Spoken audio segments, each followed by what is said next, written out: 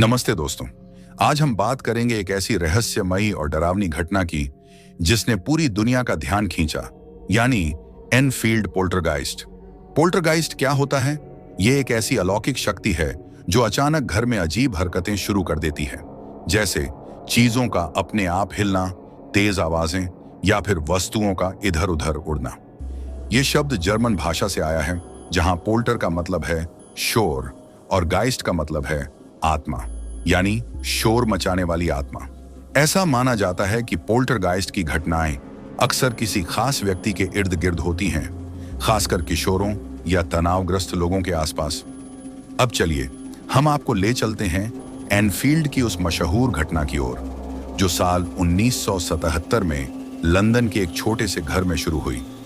ये कहानी है पेगी हॉजसन और उनके 4 बच्चों की, जो एनफील्ड के 284 ग्रीन स्ट्रीट में रहते थे। पेगी एक अकेली मां थी जिनके बच्चे थे मार्गरेट 13 साल, जेनेट 11 साल, जॉनी 10 साल और बिली 7 साल। सब कुछ सामान्य था, जब तक कि एक रात अगस्त 1977 में पेगी को अपने बच्चों के कमरे से जोर जोर की आवाजें सुनाई दी। जब वो वहां पहुंची तो जेनेट और मार्गरेट डर के मारे कोने में दुबके हुए थे। उन्होंने बताया कि उनकी अलमारी और ड्रॉर अपने आप हिल रहे थे। पेगी ने शुरू में इसे बच्चों की शरारत समझा, लेकिन तभी उनके सामने ड्रॉर खुद ब खुद दरवाजे की ओर खिसकने लगा। डर के मारे पेगी ने पड़ोसियों विक और पेगी नॉटिंगम को बुलाया। जब विक घर में आए तो उन्होंने भी दीवारों और छत से अजीब सी खटखट की आवाजें सुनी। डर बढ़ता गया और परिवार ने पुलिस को बुलाने का फैसला किया। एक पुलिस वाली कैरोलिन हीप्स ने मौके पर आकर एक कुर्सी को अपने आप हिलते हुए देखा और उन्होंने इसे आधिकारिक बयान में दर्ज भी किया। लेकिन पुलिस ने कहा कि यह उनका मामला नहीं है, क्योंकि कोई कानून नहीं टूट रहा था। इसके बाद पेगी ने मदद के लिए डेली मिरर अखबार को संपर्क किया। अखबार ने अपने फोटोग्राफर ग्राहम मॉरिस को भेजा। ग्राहम ने बताया कि जैसे ही वो घर में दाखिल हुए, चीजें उड़ने लगी। एक बार तो उनके माथे पर एक लेगो का टुकड़ा आकर लगा। ग्राहम ने कुछ तस्वीरें भी खींची जिनमें जेनेट को हवा में उछलते हुए देखा गया, मानो कोई अदृश्य शक्ति उन्हें उठा रही हो। ये तस्वीरें आज भी रहस्यमयी मानी जाती हैं।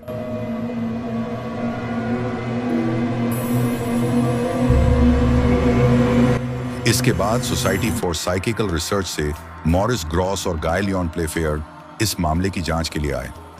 मॉरिस ने घर में कई महीने बिताए और उनके मुताबिक उन्होंने 2000 से ज्यादा अलौकिक घटनाओं को देखा। फर्नीचर का उलटना, कप में अपने आप पानी भर जाना, आग का भड़कना और यहां तक कि जेनेट का हवा में तैरना। सबसे डरावनी बात थी जब जेनेट के जरिए एक बूढ़े आदमी की आवाज सुनाई देने लगी। यह आवाज खुद को बिल विल्किंस बता रही थी, जो पहले उस घर में रहता था और उसी घर में उसकी मृत्यु हो गई थी। बिल की आवाज जेनेट के गले से निकलती थी और वो कहता था, मैं मरने से पहले अंधा हो गया था और फिर मुझे खून की उल्टी हुई और मैं नीचे की कुर्सी पर सो गया और मर गया। इस आवाज को मॉरिस ने टेप में रिकॉर्ड किया और ये रिकॉर्डिंग्स आज भी उपलब्ध हैं। कुछ लोगों का मानना था कि जेनेट ये आवाज खुद निकाल रही थी, लेकिन मॉरिस और गाय का कहना था कि एक 11 साल की बच्ची इतनी देर तक इतनी भारी आवाज नहीं निकाल सकती। इस मामले में मशहूर पैरानॉर्मल जांचकर्ता एड और लॉरेन वॉरेन भी शामिल हुए। उन्होंने भी माना कि घर में कुछ अलौकिक शक्ति मौजूद थी, लेकिन कुछ आलोचकों जैसे अनीता ग्रेगरी और जॉन बेलोफ ने इसे एक धोखा बताया। उनका कहना था कि जेनेट और मार्गरेट ने कुछ घटनाओं को नकली बनाया था ताकि ध्यान आकर्षित हो। जेनेट ने बाद में एक इंटरव्यू में स्वीकार किया कि उन्होंने 1 या 2 बार मजाक में कुछ हरकतें की थीं, लेकिन ज्यादातर घटनाएं असली थीं।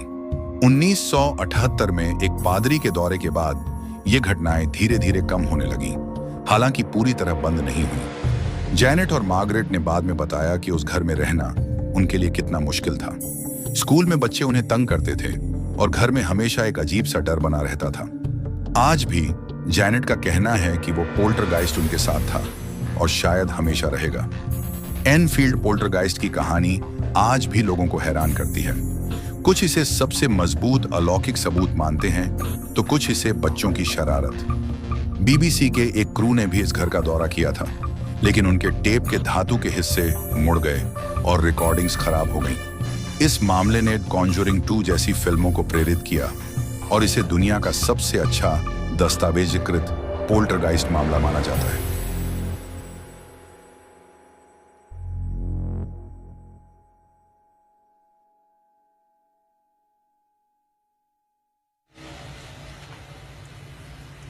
Shall we try and speak to him?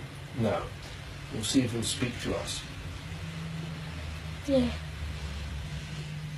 Is anybody there? No. Who's there? Doctor Who. Doctor Who?